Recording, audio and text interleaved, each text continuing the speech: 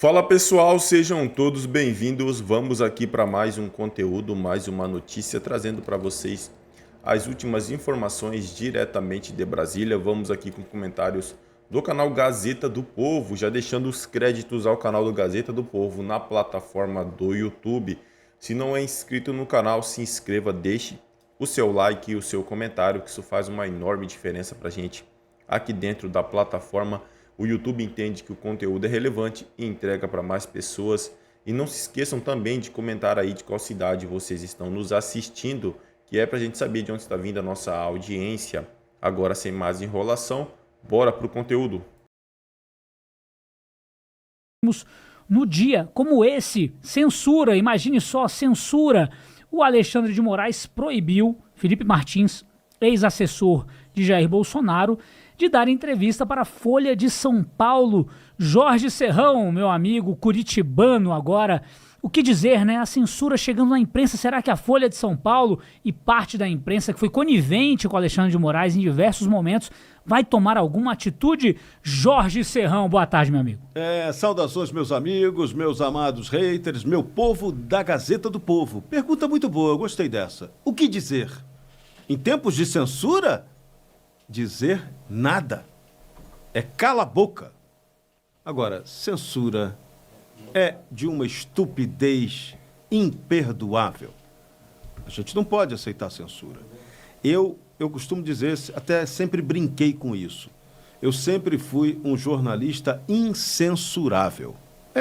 Porque não aceita censura. Você vai me tirar de um lado, eu vou dar um drible em você do outro e vou fazer o fato chegar. Então não tem essa história, censura, pelo menos comigo, eu sempre fui um inimigo intransigente desse absurdo. Agora, vocês vão se surpreender. Eu vou falar bem do Supremo Tribunal Federal. O Supremo Tribunal Federal brasileiro, ele merece todos os elogios, mas merece lá atrás.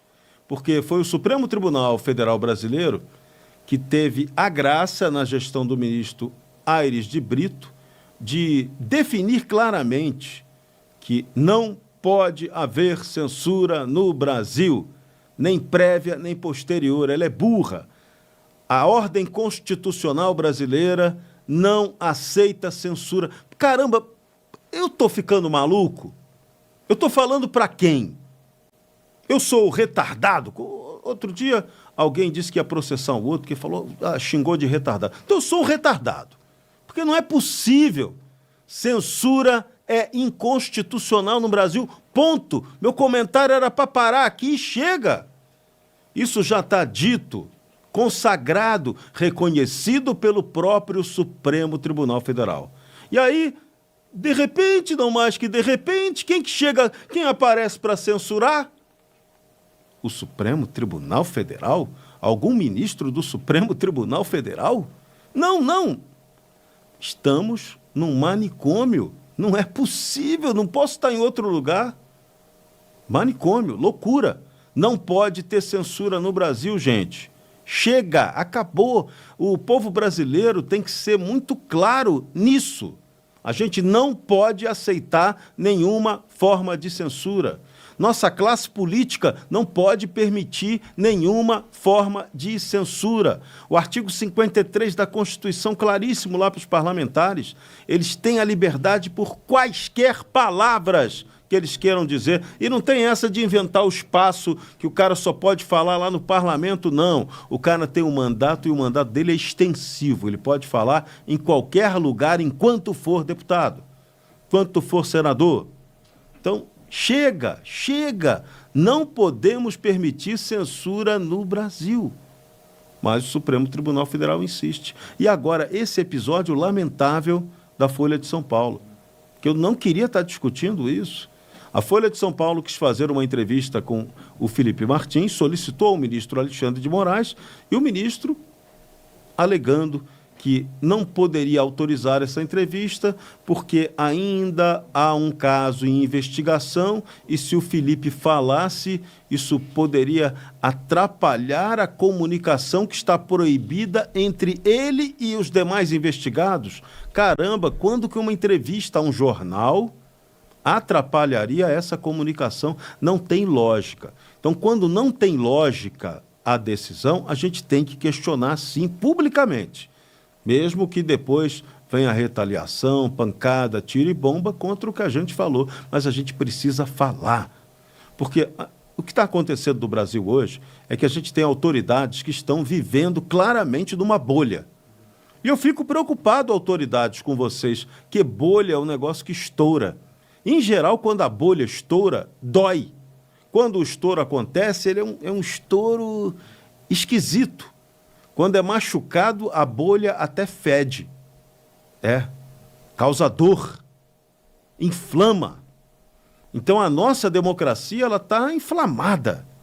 Ela está sentindo a dor da falta de liberdade. Então, pelo amor de Deus, não pode haver censura. Todo mundo tem que estar solidário à Folha de São Paulo e a qualquer veículo que sofra qualquer tipo de censura. Ao jornalista mais lindo, maravilhoso e poderoso, até o mais mané representante da nossa mídia. Não pode ter censura para nenhum deles. Não relativizem. Vocês gostam de relativizar, né? Quando é o poderoso censurado, o mundo vem defendê-lo. Quando é o Zé Ruela, não, aí o Zé Ruela pode censurar. Não, não pode. A Constituição brasileira é clara.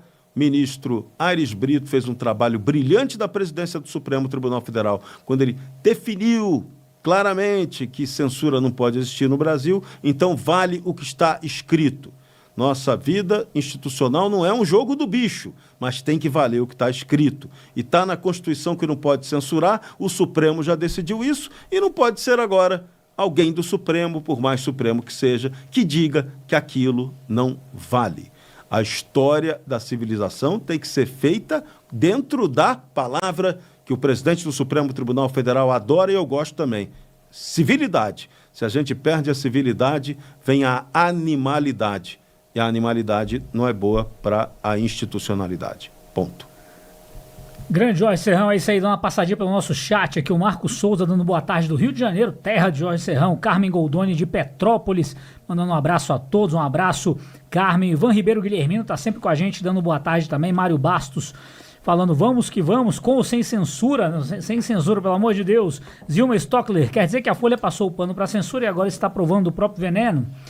Arcângelo, dizendo que a Folha deveria fazer entrevista, porém não publicá-la, e o Felipe Endlich, espero que seja assim seu sobrenome, Felipe, Folha de São Paulo deve ter dado uma notícia boa sobre alguém da direita e foi cortado. Meu amigo André Marcília, bom tê-lo novamente aqui, interessante ou preocupante tudo isso que tem acontecido, mas eu digo interessante porque Felipe Martins sendo proibido, censurado de dar uma entrevista, sendo que foi preso, sabe-se lá por quê, sem ter feito absolutamente nada, por uma viagem que nunca existiu, mesmo tendo provado que nunca foi. Conversa de maluco, Marcília, boa tarde. Boa tarde, querido Guilherme, boa tarde a todos da bancada, nossa audiência da tarde. Olha, é conversa de maluco, com absoluta certeza, mas eu fico pensando aqui que o nosso espectador que deu essa sugestão deu uma boa ideia. Se a gente for pensar que o problema é haver a comunicação, bom, então ele não poderia, por exemplo, dar a entrevista, e não somente não poderia se publicar a entrevista, né? O que se está proibindo aqui? Ele poderia, de repente, dar a entrevista e ela não ser publicada? Bom, mas se ele der a entrevista, a pessoa que recebeu a entrevista pode também levar a comunicação que pela entrevista ele teria feito. É uma conversa de maluco. Seria interessante até a Folha de São Paulo, que parece que eu acho que está descobrindo agora o que está acontecendo há 5, 6 anos no país, que a Folha de São Paulo levasse adiante essas questões. Bom, eu posso entrevistar, mas não publico, eu posso não publicar, mas não entrevistar, enfim, criar algum tipo de constrangimento para uma decisão nonsense completamente teratológica como essa. Veja só, o Felipe Martins, para o nosso espectador entender a cronologia dos fatos, quando ele foi solto, ele já não devia ter sido preso. Ao ser preso, ele não deveria ter sido mantido preso. E ao ser solto, o que aconteceu foi que a decisão que o soltou impôs 7 condições, uma pior que a outra. Eu vou até aqui rapidamente ticá-las. Ele não podia, por exemplo, ausentar-se da comarca, ele não podia, ele tinha obrigação de se apresentar perante o juízo recorrentemente, ele estava proibido de se ausentar do país, imagina só, ele proibido de se ausentar do país, tendo sido justamente preso em razão de uma viagem que não fez. Ele também teria de suspender qualquer documento de porte de arma e estava proibido, que já é uma censura, proibido de usar redes sociais. Veja só, proibiram o Felipe Martins de usar redes sociais e aí na decisão ainda está assim, sob pena de multa diária de R$20 mil por postagem. Olha que redação bem clara. Ele está proibido de usar redes sociais sob pena de multa diária de R$20 mil por postagem. Se alguém entender, me explique. Como é que pode ser multa diária e por postagem ao mesmo tempo?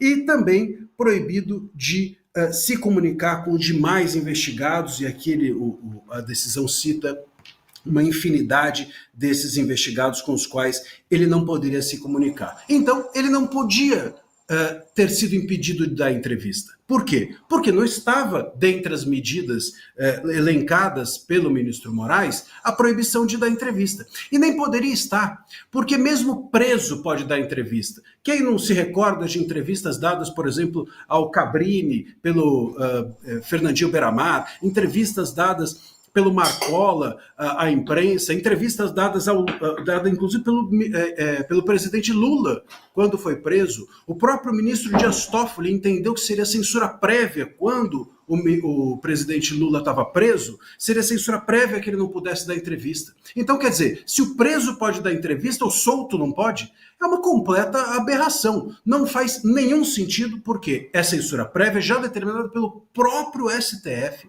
E, além do mais, não estava dentre as medidas cautelares que o ministro Moraes impôs para a soltura do Felipe Martins dar entrevista. Não estava. E aí o que fez o Moraes? Olha só, dentre as 7 condições para ele ser solto, não estava da entrevista. Mas tinha ali uma das condições que mencionava que ele não podia se comunicar com os demais investigados. Então, o Moraes, ao receber o pedido da Folha para que a entrevista fosse feita, ele decidiu dizendo que a entrevista poderia se constituir um tipo de comunicação entre o Felipe Martins e os demais investigados, porque aquilo seria publicado, e ao ser publicado, os investigados poderiam eventualmente receber um recado pela entrevista, ou algo do gênero. Bom, se a gente levar a sério esse argumento do ministro Moraes, então o Felipe Martins não pode mais ir a um restaurante, porque se ele for no restaurante, pode ser que o investigado esteja lá. Pode ser que o garçom receba um recado do Felipe Martins e leve para um investigado. Ele não pode, por exemplo, ir no cinema. Vai que tem um investigado ali do lado dele, na cadeira do cinema. Ele não pode ir ao médico. Vai que na sala de espera tem um investigado. Vai que o médico passe algum recado. Ele não pode entrar num ônibus. Ele não pode viver. Ele não pode ir e vir mais para lugar nenhum. Ele tem, então, de voltar para a cela. Porque não adianta você soltar uma pessoa e mantê-la presa no espírito, né? Arrancam-se as grades, mas mantém-se todo o aparato da prisão, todas as coerções e todas as opressões dignas de quem está preso. Então é uma censura, obviamente, à Folha, porque a Folha tem o direito de levar a informação ao seu público, é uma censura ao Felipe Martins, porque ele tem o direito de dar entrevistas. Eu diria até que é um dever da Folha e um direito do Felipe Martins, porque a imprensa tem o dever de levar informação ao seu público, e o entrevistado tem o direito de entregar ou de prestar essas informações tanto à imprensa quanto às pessoas que o admiram. Então, a gente tem aqui uma censura por toda parte, uma censura para todo lado, uma censura, no entanto, infelizmente, que se normaliza, como disse o Serrão, em contrassenso, em total contrariedade ao que o próprio STF já decidia antigamente. Eu falei sobre a decisão do ministro Fux, que enquanto o presidente Lula estava preso, ele entendeu que seria censura prévia impedi-lo de dar entrevista, mas contra também a decisão que citou o Serrão, que é a da DPF 130, que instituiu que no Brasil seria proibido todo e qualquer tipo de censura. É claro que os ministros vão dizer que é uma medida cautelar, que eles estão evitando a comunicação, sempre todo e qualquer censor tem uma justificativa para sua censura. Você nunca vai encontrar um censor assumindo-se censor. Nunca vai encontrar uma decisão judicial dizendo assim, determina a censura do veículo. Óbvio que isso não vai acontecer. A censura é algo que sempre acontece por intermédio de uma decisão legal. A formalidade da censura é sempre o direito. O conteúdo da censura é sempre o conteúdo de uma interpretação de uma norma legal. Só que uma interpretação irrazoável, uma interpretação desproporcional, uma interpretação contrária à Constituição. Então, sim, é um caso de censura, censura Folha, censura ao Felipe Martins, que, pelo visto, com isso a gente tira, acho que 2 saldos. O Felipe Martins está preso. Essa é a verdade. O Felipe Martins está completamente preso, ele só arrancaram ele da jaula, mas mantiveram todas as condições do preso e todas as restrições que um preso possui. Aliás, está pior que o preso, porque, repito, até para o preso é possível dar entrevista e para ele não. E a censura feita também à Folha mostra que talvez a grande imprensa esteja agora começando a descobrir o que muitos veículos, sobretudo veículos de direita ou jornalistas que não talvez fazem parte do mainstream, né, já descobriram há 5 anos, 6 anos atrás. E nós todos estamos reféns desse tempo todo em que a censura existe no país, em que a censura se estabeleceu e nada agora há de muito concreto a ser feito, porque tudo o que ocorre em relação ao STF, tudo o que ocorre em relação ao ministro Moraes, ele sempre dobra a aposta. Não há, de modo algum, recuo em momento nenhum. A gente viu isso no caso de Roma, a gente está vendo agora nesse caso da Folha. Não há recuo. O STF não recua e parece que o ministro Moraes tem carta branca para assim agir. Então, assistamos às cenas dos próximos capítulos, que certamente não serão bons. Eu vivo nesse lugar. É isso aí, pessoal, e vamos aqui para mais uma notícia. Lula indica Galípolo para suceder Campos Neto na presidência do Banco Central. Nome do atual diretor da política monetária do BC já era dado como certo para comandar a instituição. O presidente Luiz Inácio Lula da Silva escolheu o economista Gabriel Galípolo para ser presidente do Banco Central, conforme anunciado pelo ministro da Fazenda Fernando Haddad nesta quarta-feira no Palácio do Planalto. Haddad informou em entrevista coletiva que a nomeação será enviada ao presidente do Senado, Rodrigo Pacheco. Se aprovado na sabatina, Galípolo substituirá Roberto Campos Neto, que está no cargo desde 2019 e cujo mandato termina em 31 de dezembro. Ao lado de Haddad, Galípolo expressou satisfação pela indicação, mas evitou responder a perguntas dos jornalistas, alegando respeito ao processo e à institucionalidade. Ele afirmou estar muito contente com a responsabilidade. Sobre a sabatina, Haddad destacou que a decisão cabe ao Senado e Lula discutirá o momento adequado com Pacheco. Nos bastidores, especula-se que a sabatina possa ocorrer em setembro. Além disso, Haddad mencionou que o governo federal começará a trabalhar na escolha dos 3 diretores do BC, cujos cargos ficarão vagos no final do ano. Galípolo, de 42 anos, foi conselheiro de Lula durante a campanha presidencial de 2022 e atuou como braço direito de Fernando Haddad no Ministério da Fazenda. Desde sua entrada no BC, ele manteve o diálogo direto com Lula, inclusive sobre questões fiscais e riscos financeiros. Lula já elogiou Galípolo em ocasiões anteriores, chamando-o de menino de ouro, altamente competente e de uma honestidade impar.